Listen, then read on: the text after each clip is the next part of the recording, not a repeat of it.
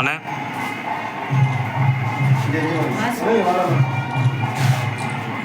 ஓகேண்ணா அண்ணா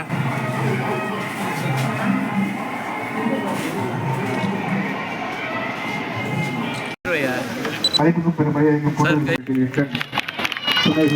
ரூபாய் 20 லட்சம் மதிப்பீட்டில் ரூபாய் 20 லட்சம் மதிப்பீட்டில் குளிக்கரை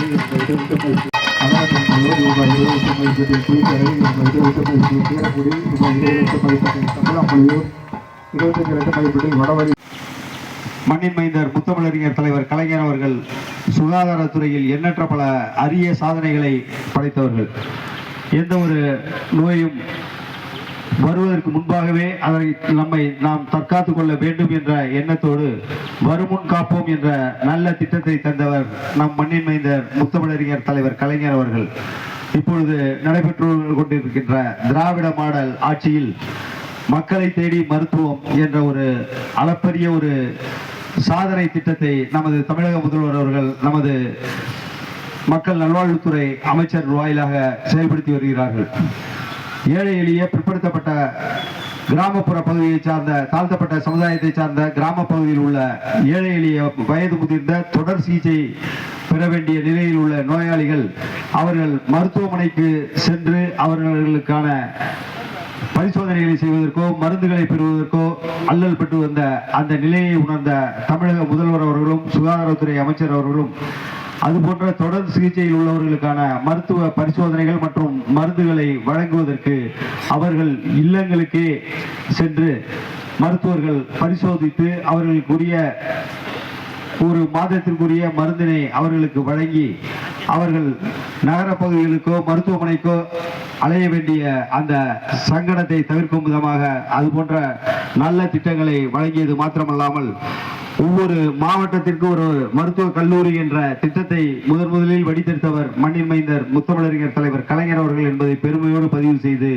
அதனை தொடர்ந்து இன்றளவும் நமது திராவிட மாடல் ஆட்சி நாயகர் தமிழக முதல்வர் தளபதி அவர்களும் சுகாதாரத்துறை அமைச்சர் அண்ணன் மாசு அவர்களும் தொடர்ந்து பல்வேறு மருத்துவக் கல்லூரிகளை திறந்து மருத்துவமனைகளை திறந்து நோயற்ற வாழ்வே குறைவற்ற செல்வம் என்ற சொற்றொடருக்கு இலக்கணமாக திகழ்ந்து கொண்டுள்ள இந்த நிகழ்வில் அவர்களை வாழ்த்தி இது போன்ற நல்ல திட்டங்களை தந்த தமிழ்நாடு முதலமைச்சர் அவர்களுக்கும் துணை முதலமைச்சர் அவர்களுக்கும் சுகாதாரத்துறை அமைச்சர் அவர்களுக்கும் எனது நெஞ்சார்ந்த நன்றியை தெரிவித்து வாய்ப்புக்கு நன்றி கூறி நிறைவு செய்கிறேன். நன்றி, வணக்கம். வைக்கிறார்கள். இந்த நிகழ்வாகும். சென்ற விசிட் நம்மளுக்கு முதல்ல மார்ச் மாதம் அமைச்சர் அவர்கள் வந்திருந்தாரு. மருத்துவ கல்லூரி மருத்துவமனையில் உள்ள ஹைடெக் நம்மளுடைய கேத் லேப் போன்ற ஹைடெக் இன்ஃப்ராஸ்ட்ரக்சர் அங்கே திறந்து வைத்திருந்தார். ஒரு 4 மாதங்களுக்கு முன்னாடி இதே போன்று ஹெல்த் சப் சென்டர் என்று சொல்லக்கூடிய துணை சுகாதார நிலையங்கள் ஒரு 10 சுகாதார நிலையங்களை திறந்து வைத்திருந்தார். இன்றைய தினமும் நம்மளுக்கு ஒரு 2.27 கோடி மதிப்புள்ள துணை சுகாதார நிலையங்கள் திறந்து வைத்துள்ளார். மேலும் இந்த வருடம் நம்மளுக்கு இதே போல ஒரு 7 சுகாதார மையங்கள், ஒரு 2 அடிஷ்னல் பிஹெச்சி பில்டிங், ஒரு PHC building, 2 lab building, 3 HSC நம்மளுக்கு சாங்ஷன் ஆயிருக்கு இந்த வருடம் ஃபண்டில். ஸோ தொடர்ந்து நம்மளுடைய மாவட்டத்திற்கு சுகாதாரத்துறை மூலமாக மருத்துவத்துறை மூலமாக உட்கட்டமைப்பு வசதிகளுக்கான ஃபண்ட்ஸும் சாங்ஷன்ஸும் அதிகப்படியாக வந்துட்டே இருக்கு. அதற்கு நம்மளுடைய அமைச்சர் அவர்களுக்கு நன்றிகளை தெரிவித்துக் கொள்கிறேன். மேலும் நம்மளுடைய மாவட்டம் பொறுத்த வரைக்கும் 80% மக்கள் நம்ம அரசு சார்ந்த மருத்துவமனைகள் ஆரம்ப சுகாதார நிலையங்கள் மூலமாகவே சிகிச்சையும் பெற்று வருகிறார்கள். குறிப்பாக மகப்பேறுன்னு எடுத்துக்கிட்டோம்னா 90% டெலிவரி நம்மளுடைய அரசு மருத்துவமனைகள் மற்றும் அரசு மருத்துவக் கல்லூரி மருத்துவமனையில் மட்டுமே நடைபெறுகிறது. 10% மக்கள் மட்டும்தான் ப்ரைவேட் ஹாஸ்பிட்டல்ஸ்க்கு போகிறாங்க. ஸோ இந்த இடத்துல நம்ம ஒரு ஹெச்எஸ்சிலன்னு பார்த்தோம்னா அங்கே வெறும் டாக்டர் இருக்க மாட்டாங்க, செவிலியரும் பல்நோக்கு மருத்துவர் பல்நோக்கு பணியாளர் மட்டும்தான் இருப்பாங்க, மருத்துவ பணியாளர் மட்டும்தான் இருப்பாங்க. ஸோ இதை டாக்டரை பார்க்கணும் அப்படின்னு நினச்சா இங்கேருந்து அந்த பிஹெச்சிக்கு போகிறதுக்கு பதிலாக இங்கேருந்தே வீடியோ கால் மூலமாக நம்ம டாக்டர்கிட்ட என்னென்னு கன்சல்டேஷன் வாங்கி மருந்து இங்கேயே நம்மளுடைய சிஸ்டர்ஸ் அவங்களுக்கு கொடுத்துருவாங்க. ஸோ இந்த மாதிரி ஃபெசிலிட்டிஸும் இப்போ நம்ம ஒவ்வொரு திறக்கக்கூடிய ஹெச்எஸ்சியில் டெவலப் பண்ணிட்டு வரோம். ஸோ மக்கள் ரொம்ப தூரம் செல்ல வேண்டாம், அவங்கவுங்க இருக்கிற இடத்துலையே மருத்துவ வசதிகள் பெறணும் அப்படிங்கிற ஒரு முனைப்போடு இந்த திட்டங்கள் செயல்பட்டுட்டு வருது. நம்ம மாவட்டத்தில் இது வரைக்கும் 50 பிஹெச்சி இருக்குது. 50 பிஹெச்சியில் இருக்கிற ஹெச்எஸ்சிக்கும் இப்போ வந்து நிறைய இந்த மாதிரி ஃபெசிலிட்டிஸ் நம்ம கொண்டு வந்துட்டு இருக்கோம். அண்ட் இந்த மழை காலம் ஒட்டி நம்மளுடைய எல்லா சுகாதார நிலையம், ஆரம்ப சுகாதார நிலையம், துறை சுகாதார நிலையங்களில் வந்து மருந்துகள் போதிய அளவில் நம்ம கொண்டு வந்து இருப்பு வச்சுருக்கோம். தேவையான ஒரு காய்ச்சலோ ஜுரமோ அதற்கான மருந்துகளாக இருக்கட்டும், மற்றபடி நம்மளுடைய ஆன்டி ரேபீஸ் வேக்சின், ஒரு நாய்க்கடிக்கான மருந்தோ இல்லை ஒரு பாம்பு கடிக்கான மருந்தோ எல்லா சுகாதார நிலையத்திலையும் போதிய இருப்புகள் இருக்கிறதையும் என்ஷூர் பண்ணியிருக்கோம். ஸோ இந்த துறை மூலமாக மக்களுக்கு பல திட்டங்கள் கொண்டு வந்து செயல்படுத்திட்டு இருக்கோம். முன்னாடி நம்மளுடைய பாராளுமன்றம் சட்டமன்ற உறுப்பினர்கள் தெரிவித்த போல மக்களை தேடி மருத்துவம் போன்ற திட்டங்கள், நம்மளுடைய பள்ளி சிறார்களுக்கான கண்ணொளி காப்போம் திட்டம் மூலமாக ஒவ்வொரு ஸ்கூல்லையும் இருக்கிற ஸ்டூடெண்ட்டை நம்ம ஸ்க்ரீன் பண்ணி அவங்களுக்கு அதில் பார்வை குறைபாடுகள் இருந்தது, கண்ணாடி கொடுக்கணும் அப்படின்னா அதற்கும் கொடுக்குறோம். இல்லை வேறு ஏதாவது டிஃபெக்ட் இருக்குது அப்படின்னா நம்மளுடைய ஆர்டிஎஸ்கே டீம் மூலமாக அவங்களுக்கு மேல் சிகிச்சைக்கும் நம்மளே ஃபாலோ பண்ணி எந்த மருத்துவமனைக்கு கூட்டிகிட்டு போகணுமோ அங்கே கூட்டிகிட்டு போய் சர்ஜரியாக இருந்தாலும் நம்ம பண்ணி கூட்டிகிட்டு வரோம். ஸோ நம்மளுடைய துறை மூலமாக பல திட்டங்கள் செயல்பட்டு வரும். மக்களுக்கு நேரடியாக கொண்டு போய் சேரக்கூடிய திட்டங்கள், மக்களும் இது மூலமாக நிறைய பேர் பயனடைஞ்சிட்டு வரீங்க. இன்னமும் நம்மளுடைய மக்கள் இந்த மாதிரி நம்ம அரசு மூலமாக செயல்படுத்தக்கூடிய திட்டங்களில் இன்னும் பெரிதும் பயன்பெறணும் அப்படின்னு கேட்டுக்கிறேன். இன்றைக்கு வருகை தந்திருக்கும் அமைச்சர் அவர்களுக்கு நன்றியை தெரிவித்துக் கொள்கிறேன். நன்றி, வணக்கம். ஊரக நலப்பணிகள் இணை இயக்குனர் அவர்களே, அலுவலர்களே, வரவேற்று மகிழ்கிறேன். நன்றி, வணக்கம். ஒரு 2 மாதங்களுக்கு முன்னாலே வடகண்டத்திலே நடைபெறுகிற ஒரு நிகழ்ச்சிக்கு வந்திருந்தார்கள். இப்போதும் நமது மாவட்டத்திற்கு வந்திருக்கிறார்கள். அடிக்கடி நமது மாவட்டத்திற்கு வருகை தர வேண்டும் என்று நான் கேட்டுக்கொள்கிறேன். அடிக்கடி வந்தால் நம்முடைய கோரிக்கைகளை சுலபமாக நிறைவேற்றி நமது மாவட்ட மக்கள் ஒரு நல்வாழ்வு வாழ்வதற்கு, சுகாதாரம் கிடைப்பதற்கு உதவியாக இருக்கும் என்கிற அடிப்படையிலே மாவட்ட மக்களின் சார்பில் அவர்களை நான் வரவேற்க கடமைப்பட்டிருக்கிறேன். குறிப்பாக நமது மாவட்டம் ஒரு டெல்டா மாவட்டம், ஒன்றுபட்ட தஞ்சை மாவட்டமாக இருந்தது. இன்றைக்கு அது 4 மாவட்டமாக ஆகி 5 மாவட்டங்களாக வருவதற்குரிய வாய்ப்புகள் இருக்கிறது. அப்படிப்பட்ட சூழலில் நாம் இருக்கிறோம். குறிப்பாக இந்த டெல்டா மாவட்டம் காவிரி தண்ணீரிலே கடைமடை மாவட்டமாக இருக்கிறது. கடைசியில் மேட்டூர் பகுதியில் இருந்து காவிரி உருவாகிற இடத்திலிருந்து பயன்படுத்துகிறவர்கள் போக கடைசியில் தான் நாம் பயன்படுத்துகிறோம் தண்ணீரை. அதுதான் தொடர்ந்து நமக்கு பிரச்சனையாக இருக்கிறது. அதே போல இந்த மாவட்டத்திற்கு மிக முக்கியமான பிரச்சனை என்று சொன்னால் 3 தான், தேவை என்று சொன்னால் 3 தான். 1 விவசாயம், வேளாண்மை சிறப்பாக நடைபெற வேண்டும். 2 மக்கள் சுகாதாரமாக வாழ வேண்டும். 3வது கல்வியில் நமது குழந்தைகளை, மாணவ செல்வங்களை சிறப்பான முறையில் உருவாக்க வேண்டும். இது 3 தான். ஆக வேளாண்மை, சுகாதாரம், கல்வி, இது 3 தான் ரொம்ப முக்கியமானது. அந்த அடிப்படையில் தான் சுகாதாரமாக வாழ்வதற்குரிய ஒரு சிறந்த அரசாக தமிழ்நாடு அரசு இன்றைக்கு செயல்பட்டு கொண்டிருக்கிறது. உள்ளபடியே நம்முடைய அரசை பார்த்து, மாநில அரசை பார்த்து இன்றைக்கு உலகமே பின்பற்றுகிற பல திட்டங்கள் நடந்து கொண்டிருக்கிறது. குறிப்பாக பள்ளியிலே இருக்கிற மாணவர்களுக்கு முதலிலே அரசு உதவி பெறும் பள்ளிகளுக்கு காலை உணவு திட்டத்தை கொண்டு வந்தார்கள். பிறகு அது அரசு பள்ளி எல்லா பள்ளிகளிலும் இருக்கிற மாணவர்களுக்கும் காலை உணவு திட்டம் விரிவுபடுத்தப்பட்டிருக்கிறது. இதை நாடு முழுமைக்கும் பின்பற்றுகிற ஒரு திட்டமாக, உலகமே பாராட்டுகிற ஒரு திட்டமாக இந்த திட்டம் இன்றைக்கு இருக்கிறது. குறிப்பாக கனடா நாட்டிலே இதை நாங்கள் தமிழ்நாட்டை பின்பற்றுவோம் என்று சொல்லுகிற அளவிற்கு இந்த திட்டம் இன்றைக்கு பேசப்படுகிறது.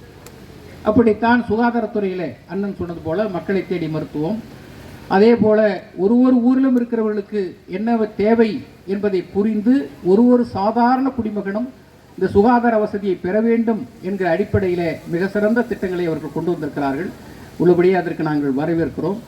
அதே போல் நம்முடைய மக்கள் நல்வாழ்வுத்துறை அமைச்சர் அவர்களே ஒரு சிறந்த வலிமையான மனிதர். மாரத்தான் போட்டியிலே மிக சிறப்பாக இந்த வயதிலும் கூட பல கிலோமீட்டர் தூரம் ஓடக்கூடிய ஒரு சிறந்த உடல் நலமிக்க ஒரு மனிதர் நம்முடைய சுகாதாரத்துறை அமைச்சர் அவர்கள். மிக பொருத்தமாக அந்த துறை அவர்கள் கொடுத்திருக்கிறார்கள். ஆக அவர்களுக்கும் வாழ்த்துக்களை தெரிவித்துக் கொள்வதோடு, நமது மாவட்டத்தில் குறிப்பாக நாடாளுமன்ற தொகுதியில் 2 மருத்துவக் கல்லூரி மருத்துவமனை இருக்கிறது. திருவாரூரிலே ஒரு மருத்துவக் கல்லூரி மருத்துவமனை இருக்கிறது. இங்கே முதல்வர் அவர்கள் வந்திருக்கிறார்கள்.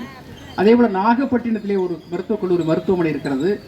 ரெண்டும் இப்போ சமீபத்தில் தான் நாங்கள் இந்த ஒன்றிய அரசினுடைய திட்டங்களை மேம்படுத்துவதற்கும் அதை கண்காணிப்பதற்குமாறு அந்த டிசா என்கிற கமிட்டி கூட்டத்தை நடத்தினோம். 2 கூட்டத்திலுமே அதை நாங்கள் இந்த மருத்துவக் கல்லூரி மருத்துவமனையை ஆய்வு செய்கிற போது போதுமான அளவிற்கு மருத்துவர்கள் இல்லை என்ற தகவலை மிக கவலையோடு தெரிவித்தார்கள். உள்ளபடியே திருவாரூர் மருத்துவக் கல்லூரி மருத்துவமனையில் அந்த ஓஜி என்று சொல்லுகிற மகப்பேறு மருத்துவமனைக்கு 20 மருத்துவர்கள் இருக்க வேண்டும். ஆனால் 6 மருத்துவர்கள் தான் இருக்கிறார்கள். ரொம்ப பற்றாக்குறையாக எங்களுக்கு இருக்கிறது. அதே போல் நாகப்பட்டினத்தை பார்த்தால் 234 மருத்துவர்கள் இருக்கிறதற்கு வெறும் 89 மருத்துவர்கள் தான் இருக்கிறார்கள். ஆக ரெண்டுமே இருக்கிற மருத்துவர்களை வைத்து ஏதோ அதை ஒரு மேக்கப் பண்ணுறது மாதிரி ஒரு மேனேஜ் பண்ணுறது மாதிரி தான் இருக்கிறத தவிர போதுமான மருத்துவர்கள் இங்கு இல்லை. சென்ற முறை நாங்கள் நாகப்பட்டினத்தில் கூட்டம் நடந்த போது நாகப்பட்டினத்துக்கு போதுமான மருத்துவர்கள் தருவோம் என்று அமைச்சர் அவர்கள் சொன்னார்கள். ஆக இந்த 2க்கும் எங்களுக்கு கொஞ்சம் நேரடியாக பார்த்து மருத்துவர்களை நியமனம் செய்து எங்கள் மாவட்ட மக்களுடைய கோரிக்கைகளை நிறைவேற்றி தர வேண்டும் என்று பணிவோடு உங்களிடத்தில் கேட்டு இந்த சிறப்பான நிகழ்ச்சியை ஏற்பாடு செய்யும் அத்தனை பேருக்கும் மீண்டும் நெஞ்சம் நிறைந்த நன்றிகளை வாழ்த்துக்களை தெரிவித்து விடைபெறுகிறேன். நன்றி, வணக்கம். நித்யா,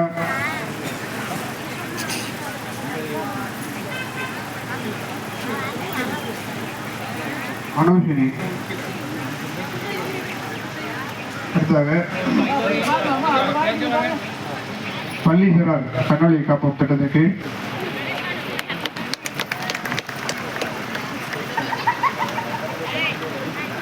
மதுமிதா,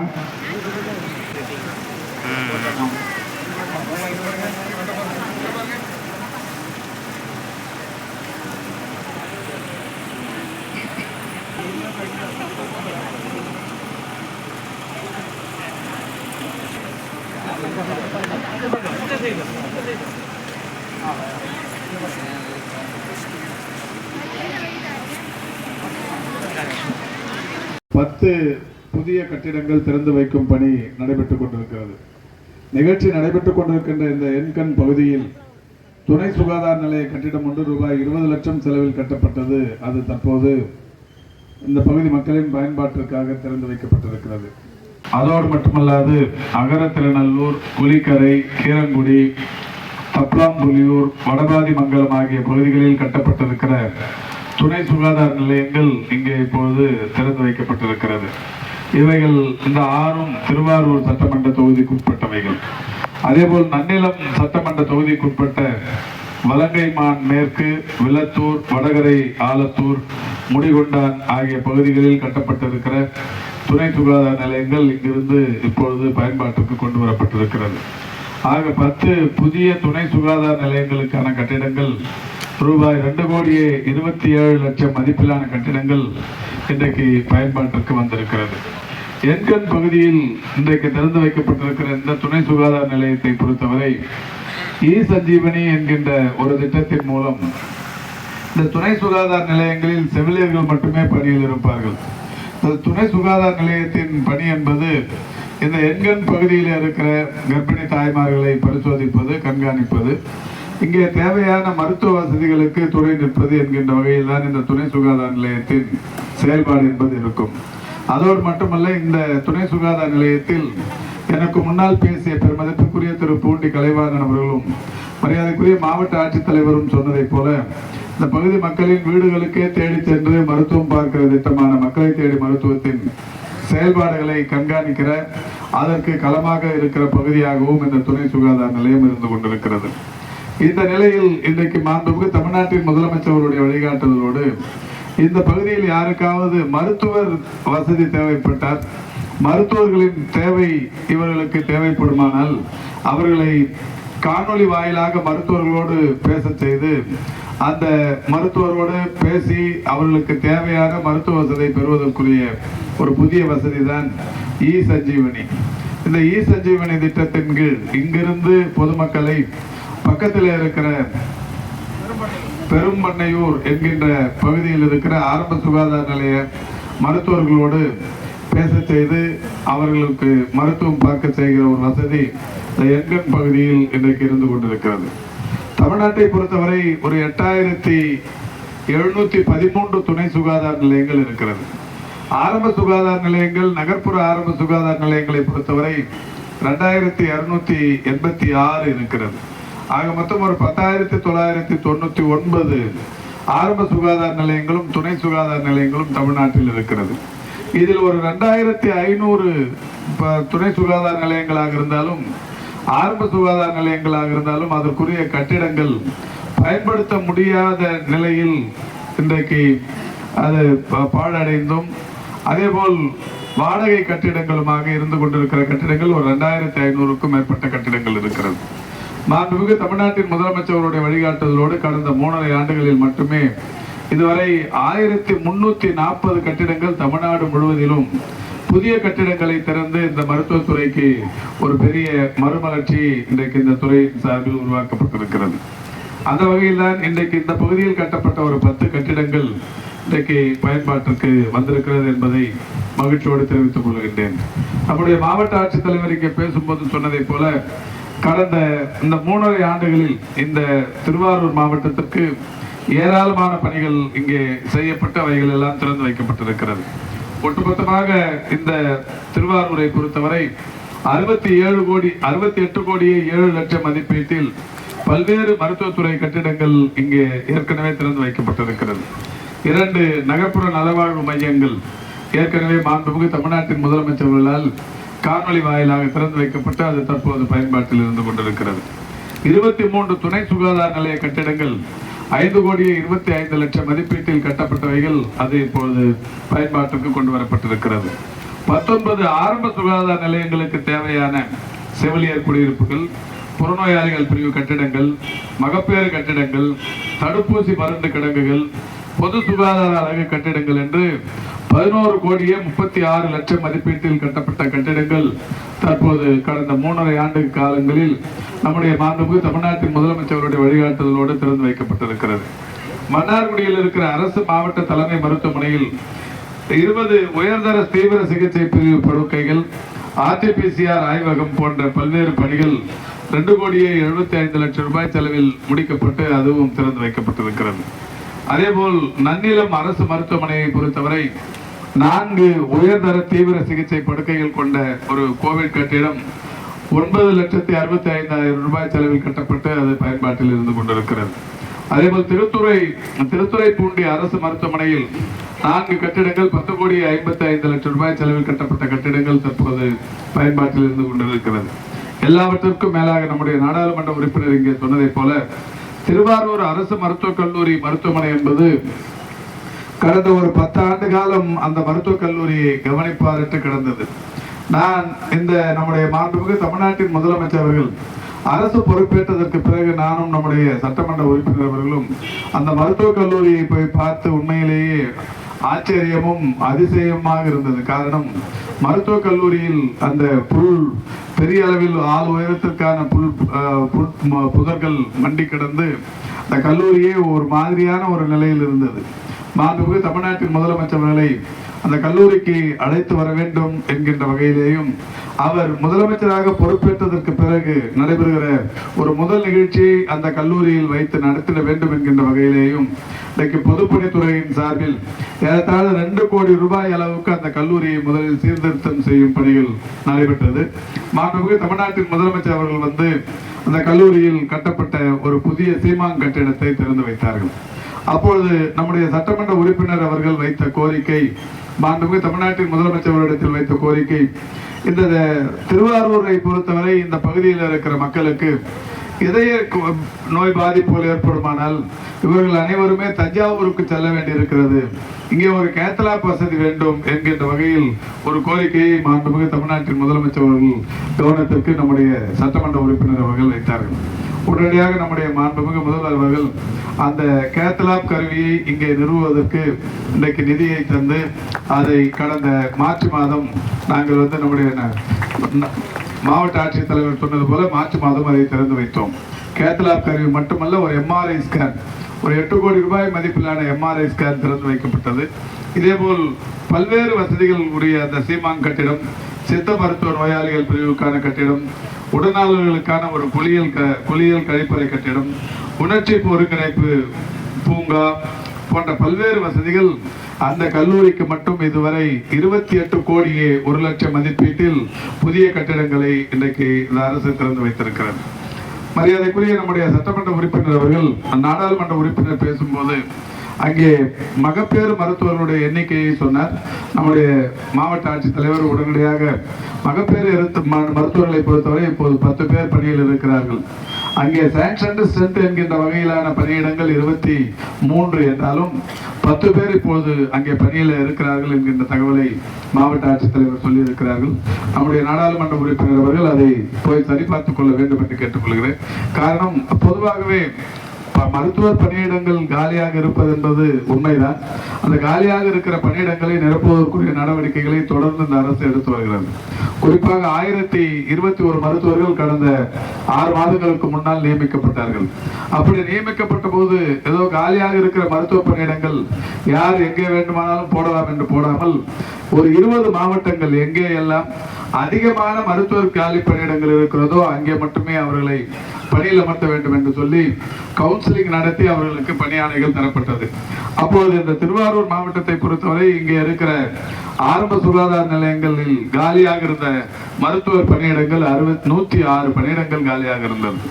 106 காலி பணியிடங்களுக்கு மருத்துவர்கள் செல்ல வேண்டும் என்று அவர்களுக்கு கவுன்சிலிங் நடத்தி அவர்களுக்கு பணியாணை தந்தபோது 106 பணியிடங்களுக்கும் அவர்களுக்கு பணியாணை தந்து அதில் வந்து பணியில் சேர்ந்த மருத்துவர்கள் 71 பேர் வந்து பணியில் சேர்ந்தார்கள்.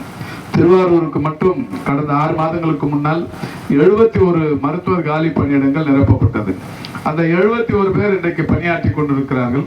106 பேரில் மீதம் இருப்பவர்கள் இங்கே பணியில் சேருவதற்கு ஆணைகளை பெற்றதற்கு பிறகும் வராமல் போய்விட்டார்கள். திருவாரூர், நாகப்பட்டினம் ஆகிய 2 மாவட்டங்களில் தான் மருத்துவர்கள் பணி செய்வதற்கு கொஞ்சம் சுணக்கம் காட்டுகிறார்கள். அவர்களுக்கும் இன்றைக்கு பல்வேறு வகைகளில் அரசின் சார்பில் அந்த நடவடிக்கை எடுத்து காலியாக இருக்கிற அந்த இடங்களை நிரப்புவதற்குரிய இந்த நடவடிக்கைகள் எடுக்கப்பட்டிருக்கிறது. இப்போதும் கூட இந்த ஆண்டு இதுவரை இருக்கிற காலி பணியிடங்களின் எண்ணிக்கை 1353 காலி பணியிடங்கள் இருக்கிறது. 1353 காலி பணியிடங்களை நிரப்புவதற்கு அரசு முடிவெடுத்த போது மாண்புமிகு தமிழ்நாட்டின் முதலமைச்சர் அவர்கள் ஒவ்வொரு ஆண்டும் ஒரு 1200 அளவுக்கு காலி பணியிடங்கள் உருவாகிறது. எனவே அடுத்து 2026 வரை அரைசிங் வேகன்சிஸ் என்று சொல்லப்படுகிற வகையில் அந்த 2026க்கும் காலியாக இருக்கிற பணியிடங்களை சேர்த்து அவர்களை பணியில் அமர்த்துவதற்குரிய நடவடிக்கைகளை MRPயின் சார்பில் எடுக்க வேண்டும் என்று மெடிக்கல் சர்வீசஸ் ரெக்ரூட்மெண்ட் போர்டு என்று சொல்லப்படுகிற மருத்துவர் பணியாளர் தேர்வு வாரியத்தின் சார்பில் அவர்களை பணியில் அமர்த்துகிற அந்த பணிக்கு முதல்வர் அவர்கள் உத்தரவிட்டார்கள். அந்த வகையில் கடந்த ஜூலை 15ஆம் தேதியோடு அந்த மருத்துவர்கள் நியமனத்திற்கு இன்றைக்கு ஒரு அப்ளிகேஷன்ஸ் இன்வைட் செய்யப்பட்டு 24,000 பேர் விண்ணப்பித்திருக்கிறார்கள். இந்த 24,000 பேருக்கு ஜனவரி திங்களில் தேதி அறிவித்திருக்கிறோம். ஜனவரி திங்களில் 27ஆம் தேதி அவர்களுக்கு தேர்வு நடைபெறும் என்று அறிவித்திருக்கிறோம். தேர்வை பொறுத்தவரை 24,000 மருத்துவர்கள் ஒரே நேரத்தில் தேர்வு நடத்துவதற்குரிய ஒரு பெரிய அமைப்பு தான் அந்த தேர்வை நடத்த வேண்டும் என்கின்ற வகையில் டாடா கன்சல்டன்சி ஆன்லைன் தேர்வு என்கின்ற வகையில் அந்த தேர்வை நடத்தவிருக்கிறது. தேர்வு 27 என்பதை கூட அவர்களிடத்தில் பேசிக் கொண்டிருக்கிறோம். கொஞ்சம் முன்கூட்டியே ஜனவரி முதல் வாரத்திலேயே அந்த தேர்வு நடத்துவதற்கு வாய்ப்பை ஏற்படுத்தி தர வேண்டும் என்று டாடா கன்சல்டன்சியோடு நம்முடைய துறையின் செயலாளர் போன்றவர்கள் பேசிக் கொண்டிருக்கிறார்கள். 2 நாளில் அதற்கான விஷயம் தெரிந்தவுடனே நிச்சயம் முதல் வாரத்திலேயே அந்த 2553 மருத்துவர்கள், ஒரு 1353 தற்போது காலியாக இருக்கிற இடங்கள், 2026 வரை காலியாக இருக்கிற இடங்கள் ஒரு 1200, ஆக மொத்தம் 2553 இடங்களை நிரப்புவதற்குரிய பணிகள் நடைபெற்று அந்த தேர்வின் தேதியை ஜனவரி 27 என்பதை ஜனவரி முதல் வாரத்திற்கு மாற்றுவதற்குரிய நடவடிக்கைகள் நடைபெற்றுக் கொண்டிருக்கிறது. இன்னும் ஓரிரு நாட்களில் அதற்கான முடிவு தெரிந்தவுடன் அந்த தேதி பத்திரிகையாளர்களிடத்தில் சம்பந்தப்பட்ட அந்த 24,000 மருத்துவர்களுக்கும் அறிவிக்கப்படும். தேர்வு முடிந்தவுடன் அந்த 24,000 பேரில் 2553 மருத்துவர்களினுடைய நியமனம் ஒரே 10 நாட்களில் முடிவுற்று அவர்கள் அனைவருமே பணியில் சேர்வார்கள். அப்படி சேர்கிற போது தமிழ்நாட்டில் ஒரே ஒரு மருத்துவர் பணியிடம் கூட காலி இல்லை என்கின்ற நிலை உருவாகி கூடுதலாகவே அடுத்த ஆண்டு காலியாக இருக்கிற மருத்துவர்களுக்கும் தயார் நிலையில் இருக்க செய்கிற ஒரு நிலை உருவாக இருக்கிறது. நம்முடைய நாடாளுமன்ற உறுப்பினர் சொன்னதை போல மருத்துவக் கல்லூரிகளில் இருக்கிற இந்த மகப்பேறு மருத்துவர்களை பொறுத்தவரை பொதுவாகவே மகப்பேறு மருத்துவர்களை தனியாக எடுப்பதில்லை எம்ஆர்பியின் சார்பில். இந்த பிஜி முடித்தவர்களை முதுநிலை மருத்துவர்களை எம்ஆர்பியில் இருந்து எடுப்பதில்லை. எம்பிபிஎஸ் என்கின்ற வகையிலே தான் அந்த தேர்வில் அவர்கள் வருவார்கள். அரசு மருத்துவமனைக்கு வந்து அவர்கள் மேற்படிப்பு படித்து அவர்கள் டிஎம்எஸ்க்கும் டிஎம்ஏக்கும் மாற்றப்படுவார்கள். இந்த நிலையில் நம்முடைய நாடாளுமன்ற உறுப்பினர், சட்டமன்ற உறுப்பினர் போன்றவருடைய கோரிக்கையும் ஏற்று மகப்பேறு மருத்துவர்களை இன்றைக்கு ஒரு வாக்கிங் இன்டர்வியூ என்கின்ற வகையில் அவர்களை ஏற்கனவே எப்போதாவது அது நடைமுறையில் இருக்கிறதா என்பது இன்றைக்கு பார்க்கப்பட்டு வருகிறது. அந்த வகையில் இந்த மகப்பேறு மருத்துவர்களை வேகமாக ஒரு 220 இடங்கள் காலியாக இருக்கிறது என்று கருதுகிறேன். தமிழ்நாடு முழுவதிலும் அந்த மருத்துவர்களை நியமிப்பதற்குரிய நடவடிக்கைகளும் ஜனவரிக்கு முன்னாலேயே நடைபெற்று டிசம்பருக்குள் அந்த பணிகள் நிறைவடைவதற்குரிய வாய்ப்புகள் இருக்கிறது. அப்படி வரும்போது நம்முடைய நாடாளுமன்ற உறுப்பினர் சொன்னதை போல அது நாகப்பட்டினமாக இருந்தாலும் திருவாரூராக இருந்தாலும் முழுமையாக அந்த மகப்பேறு மருத்துவர்கள் நிரப்பும் பணி நடைபெறும். நாகப்பட்டினத்தில் 2 மருத்துவர்கள் தான் இருக்கிறார்கள் என்கின்ற அந்த தகவலும் சரியில்லை. நம்முடைய நாடாளுமன்ற உறுப்பினர் அதையும் கேட்டு தெரிந்து உண்மையில் எவ்வளவு பேர் இருக்கிறார்கள் என்கின்ற கணக்கை கேட்டு பெற்று இது போன்ற பொது நிகழ்ச்சிகளில் அறிவிப்பது நல்லது. மருத்துவர் பணியிடங்கள் காலியாக இருக்க இல்லை என்று நான் சொல்லவில்லை. ஆனால் இருக்கிற பணியிடங்களை குறைத்து சொல்வது என்பது சரியா என்று எனக்கு தெரியவில்லை. பக்கத்திலே மாவட்ட ஆட்சித்தலைவர் இருக்கிறார், கேட்டாவது சொல்லியிருக்கலாம். அந்த வகையில் மற்றவர்களுக்கு அது ஒரு பயத்தை ஏற்படுத்திவிடும். இங்க திருவாரூர் ஆஸ்பத்திரிக்கு போனா மகப்பேறு மருத்துவரே இல்லையாமே அப்படிங்கிற ஒரு பயத்தை மக்கள் மத்தியில நாமளே விதைச்சிட்டா அதுக்கப்புறம் ஆஸ்பத்திரிக்கு வர்றது குறைஞ்சிரும். அதனால தான் நம்முடைய நாடாளுமன்ற உறுப்பினர் அவர்களுக்கு இதை பணிவோடு தெரிவிக்க கடமைப்பட்டிருக்கின்றேன். பொதுவாகவே இந்த மருத்துவர் பணியிடங்கள் நிரப்புவது மட்டுமல்ல, மற்ற பணியிடங்களும் கூட கிராம சுகாதார செவிலியர்கள் ஒரு 2250 பேர் எடுக்கிறதுக்கு இன்னைக்கு வேலை நடக்குது. சுப்ரீம் கோர்ட் உள்பட ஒரு 30க்கும் மேற்பட்ட வழக்கு தொடுத்தவர்களை அழைத்து நாங்கள் பேசிக் கொண்டிருக்கிறோம்.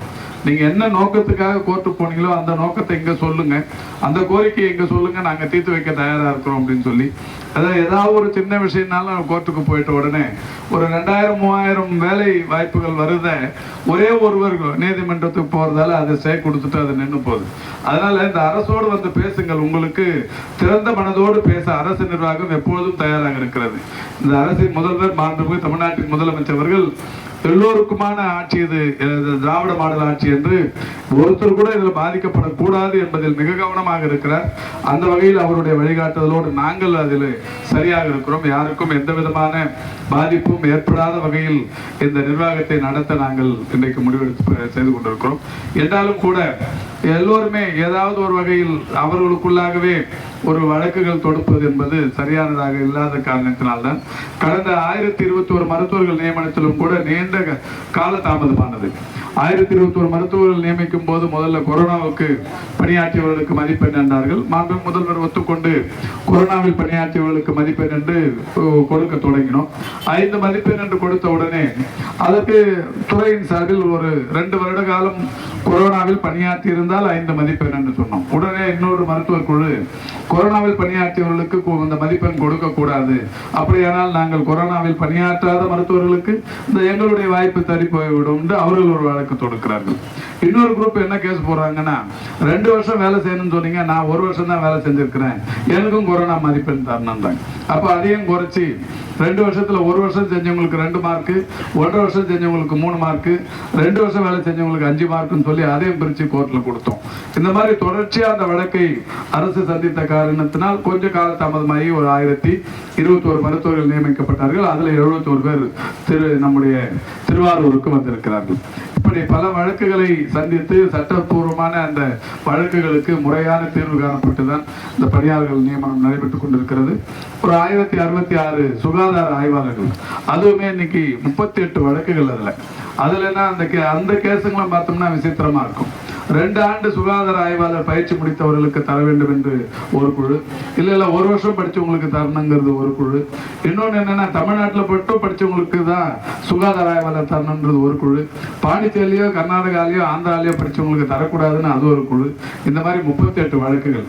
இப்போ கடைசியா உயர்நீதிமன்றம் மதுரை கிளை இப்போ அவங்களுக்கெல்லாம் தேர்வு நடத்தி அவர்களை எடுப்பதற்கு நடவடிக்கை எடுக்க வேண்டும் என்று சொல்லி இருக்கிறார்கள். அந்த வகையில் தேர்வு நடத்துவதற்குரிய பணிகள் நடைபெற்றுக் கொண்டிருக்கிறது. எனவே இந்த துறையை சார்ந்தவர்கள் அது எந்த படிப்பு பாராமெடிக்கல் படிச்சிருந்தாலும் சரி அல்லது மருத்துவம் படித்திருந்தாலும் சரி, உங்களுக்கான கோரிக்கைகள் எதுவாக இருந்தாலும் உங்களை திறந்த மனதோடு வரவேற்கிறோம். வாங்க வந்து பேசுங்க. நியாயமான கோரிக்கைகள் எதுவாக இருந்தாலும் நாங்களே பேச்சுவார்த்தையின் மூலம் தீர்த்து வைக்க தயாராக இருக்கிறோம்.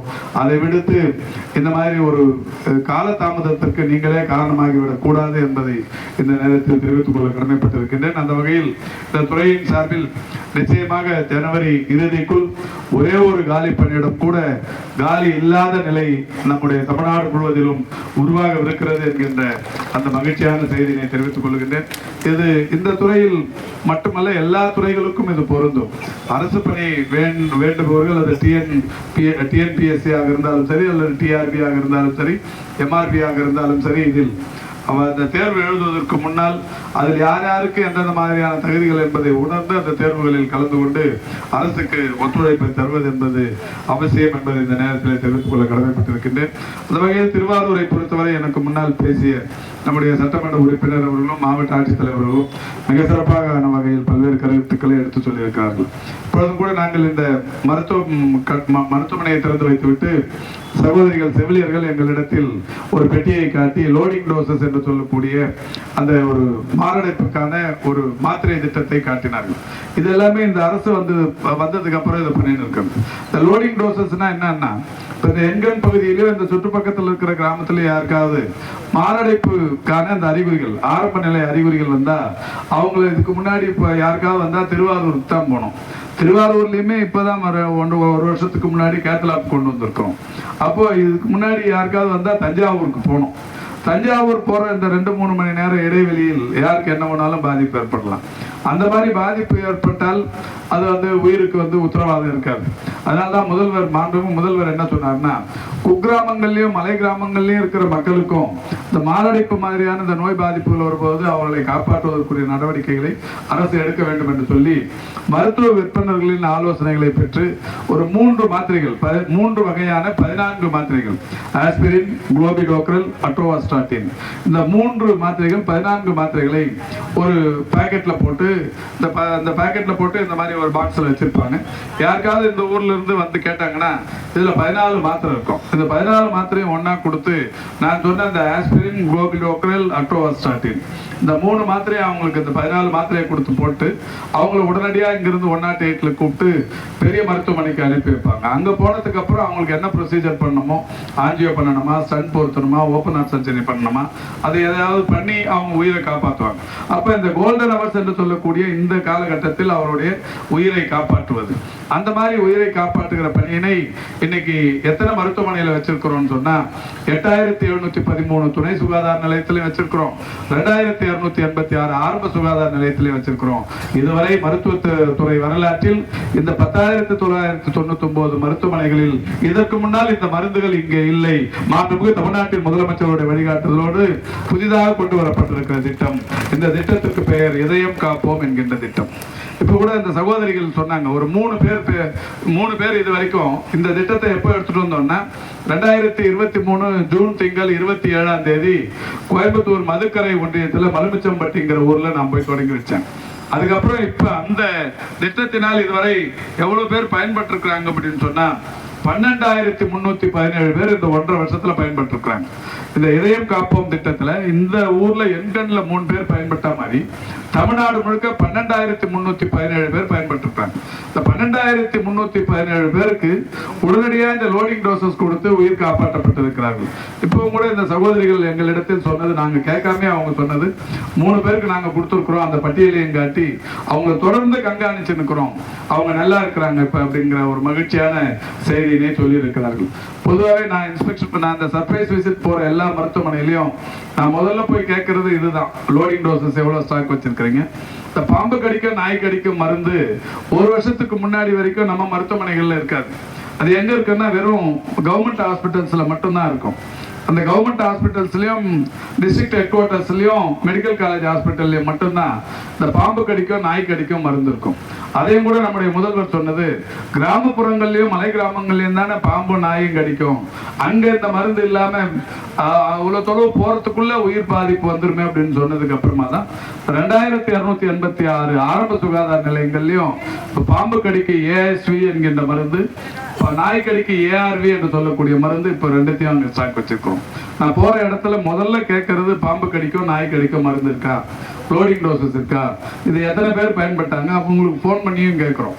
இந்த இதயம் காப்போம் திட்டத்துல பயனடைஞ்சவங்க போன்ல சொல்லும் போதே நிறைய பேர் அழுவாங்க. இந்த திட்டத்தால் நான் பயன்பெற்றேன், எங்க ஊர்லயே இருந்தது, நான் போன உடனே இந்த 14 மாத்திரை கொடுத்தாங்க, கொடுத்து சிஸ்டர் என்னை வந்து இங்கிருந்து அங்க அனுப்புனாங்க, இப்ப நல்லா இருக்கிறேன், இந்த மகாராஷ்டிரா ஸ்டாலின் நல்லா இருக்கணும் அப்படின்னு சொல்லி எங்க கையில போன்ல சொல்ற ஏராளமான பேர் இன்னைக்கு மகிழ்ச்சியோடு சொல்வதை கேட்டு வருகிறோம். அந்த அளவுக்கு இன்றைக்கு மருத்துவத்துறையில் மக்களின் உயிர் காக்கும் துறையாக இன்றைக்கு செயல்பட்டு கொண்டிருக்கிறது. நம்முடைய பெருமதிப்புக்குரிய பூண்டி கலைவாணன் நீங்க சொல்லும் போது சொன்னாரு, இந்த மக்களை தேடி மருத்துவங்கிறது ஒரு மகத்தான திட்டம். இந்த திட்டத்தை இன்னைக்கு செயல்படுத்த தொடங்கி முதல்வர் அவர்கள் இந்த திட்டத்தை தொடங்கும் போது எங்க இருந்து தொடங்கினாங்க உங்களுக்கு தெரியும். கிருஷ்ணகிரி மாவட்டம் சாமணப்பள்ளியில 2021 செப்டம்பர் ஆகஸ்ட் திங்கள் 5ஆம் தேதி இதை தொடங்கி வச்சாங்க. இந்த சாமணப்பள்ளியில தொடங்கும் போது முதலமைச்சர் ஒரு சகோதரிக்கு இது மாதிரி ஒரு கிராமத்துல வீட்டுக்கே போய் அந்த மருந்து புத்தகத்தை தந்து அப்ப சொன்னாங்க, இது 1 கோடி பேரை இந்த திட்டம் போய் சென்றடையணும்னாங்க. 1 கோடி பேரை சென்றடையணும்னு சொல்லிட்டு அந்த திட்டத்தை தொடங்கினாங்க. தொடங்கி 50 லட்சமாவது பயனாளிக்கு அவரே வந்து சித்திரப்பாக்கம்ங்கிற ஊர்ல அவரே அந்த மருந்து புத்தகத்தை தந்தார். 60 லட்சமாவது பயனாளிக்கு நாம் போய் மதுரையில மையட்டாம்பட்டிங்கிற ஒரு ஊர்ல ஒரு சகோதரருக்கு தந்தோம். 75 லட்சமாவது பயனாளி நாமக்கல் மாவட்டத்துல போதமலைங்கிற ஊர்ல ஒரு நல்லம்மாளுங்கிற ஒரு பழங்குடியின சகோதரிக்கு அந்த மருந்து பெற்று தந்தோம். 75 அங்க கொடுத்தோம். 80 லட்சமாவது பயனாளி கோதாமேடுங்கிற பகுதியில ஒரு சகோதரிக்கு கொடுத்தோம். 90 லட்சமாவது பயனாளி விருகம்பாக்கம் தொகுதியில ஒரு இஸ்லாமிய சகோதரிக்கு கொடுத்தோம். அப்புறம் 1 கோடியே 1வது பயனாளிக்கு திரும்பவும் மாண்புமிகு முதல்வரே வந்து திருச்சி சன்னாசிப்பட்டியில ஒரு சகோதரிக்கு தந்தார். ஆக முதல்வருடைய கனவு 1 கோடி பேரை சென்றடைய வேண்டும் என்பது. 1 கோடி பேரை போயாச்சு. ஆனாலும் அவருடைய இந்த லட்சியம் என்பது ஒட்டுமொத்த தமிழக மக்களையும் வீடுகள் தோறும் தேடி சென்று இந்த மருத்துவம் பார்க்கிற இந்த திட்டத்தை முழு அளவில் வெற்றி பெற செய்ய வேண்டும் என்பது அந்த வகையில் இன்றைக்கு மகிழ்ச்சியோடு தெரிவித்துக் கொள்கின்றேன். 2 கோடியாவது பயனாளியை நாம் நெருங்கி கொண்டிருக்கிறோம். 1 கோடி என்ன திட்டமிட்டு இன்னைக்கு 2 கோடியாவது பயனாளியை நெருங்கி கொண்டிருக்கிறோம். வருகிற 29ஆம் தேதி, ஒரு அடுத்த வாரம் 29ஆம் தேதி விழுப்புரத்துல மாண்புமிகு முதல்வர் அவர்களே ஒரு கிராமத்துக்கு வந்து அந்த கிராமத்தில் இருக்கிற ஒரு சகோதரிக்கு 2 கோடியே 1வது பயனாளியாக தேர்வு செய்து அவருக்கு அந்த மருந்து பெட்டகத்தை தரவிருக்கிறார். இந்த மக்களை தேடி மருத்துவத்தின் மூலம் ஒரு 5 வகையான நோய் பாதிப்புகளுக்கு மருந்து தரப்பட்டு வருகிறது. Diabetic, hypertension, palliative care, physiotherapy, dialysis, இந்த மாதிரி நோய் பாதிப்பு இருப்பவர்களுக்கு தரப்பட்டு வருகிறது. அந்த திட்டத்தை பொறுத்தவரை இன்னைக்கு 2 கோடி பேர் இன்றைக்கு தமிழ்நாட்டில் பயனடைந்திருக்கிறார்கள். 2 கோடி உயிர்களுக்கு இன்னைக்கு இந்த தொற்றா நோய்கள் பாதிப்பிலிருந்து இன்னைக்கு பெரிய அளவில் காப்பாற்றப்பட்டிருக்கிறார்கள். அதனால்தான் கடந்த உங்களுக்கு தெரியும், பத்திரிகையில டிவிலாம் கூட பார்த்திருப்பீங்க, செப்டம்பர் மாசம் 25ஆம் தேதி நியூயார்க்ல வந்து ஐநா பொது சபை கூட்டம் கூடுது. அமெரிக்காவில் இருக்கிற நியூயார்க்ல ஐநா பொது சபை கூட்டம் கூடி உலகில் எந்த நாட்டில் இந்த தொற்றா நோய்களுக்கு, நான் சொன்ன இந்த நான் கம்யூனிகபிள் டிசீஸ் என்று சொல்லக்கூடிய இந்த தொற்றா நோய்களுக்கு எந்த நாட்டில் பாதுகாப்பு என்று சொன்னபோது தமிழ்நாட்டில் தான் இன்றைக்கு மாண்புமிகு தமிழ்நாட்டின் முதலமைச்சர் அவர்களால் 2021 ஆகஸ்ட் திங்கள் 5ஆம் தேதி கொண்டு வரப்பட்ட இந்த மக்களை தேடி மருத்துவம் என்கின்ற திட்டத்தினால் 1,90,00,000 பேரை தாண்டி இன்றைக்கு பயன்பட்டுக் கொண்டிருக்கிறார்கள் என்கின்ற அந்த தகவல் தெரிந்து அவர்கள் இன்றைக்கு நமக்கு United nation intelligence task force award 2024 என்கின்ற ஒரு விருதை தமிழக அரசுக்கு ஐநா சபை தந்திருக்கிறது. ஒரு மாநிலத்தில் இருக்கிற ஒரு மருத்துவத்துறைக்கு ஐநா சபையே ஒரு விருது தந்திருக்கிறது என்றால் இதை விட இந்த மருத்துவத்துறைக்கு ஒரு உச்சபட்ச அங்கீகாரம் வேறு எதுவும் இருக்க முடியாது. அந்த அளவுக்கு இந்த விருது ஐநா மன்றத்தால் வழங்கப்பட்டிருக்கிறது. இப்படி பல்வேறு தொடர் சாதனைகளை இந்த துறை படைப்பதற்கு எல்லா வகையிலும் காரணமாக இருந்து கொண்டிருக்கின்ற பொதுமக்களாகிய ஒத்துழைப்பு நல்குகிற பொதுமக்களாகிய உங்களுக்கும் இந்த துறைக்கு அர்ப்பணிப்பு உணர்வோடு பணியாற்றுகிற மருத்துவர்கள், செவிலியர்கள், மருத்துவம் சார்ந்த களப்பணியாளர்கள் அனைவருக்கும் என்னுடைய மகிழ்ச்சி நிறைந்த பாராட்டுதல்களை தெரிவித்து, திருவாரூரில் தொடர்ந்து இன்றைக்கு மேம்படுத்தப்பட்டு வருகிற இந்த கட்டமைப்பு உங்களின் மருத்துவ வசதிக்கு உதவியாக இருக்கும் என்கின்ற நம்பிக்கையை வெளிப்படுத்தி வாய்ப்புக்கு நன்றி கூறி விடைபெறுகிறேன். நன்றி, வணக்கம். மறக்காம சர்ப்ரைஸ் பண்ணுங்க. தேங்க்யூ.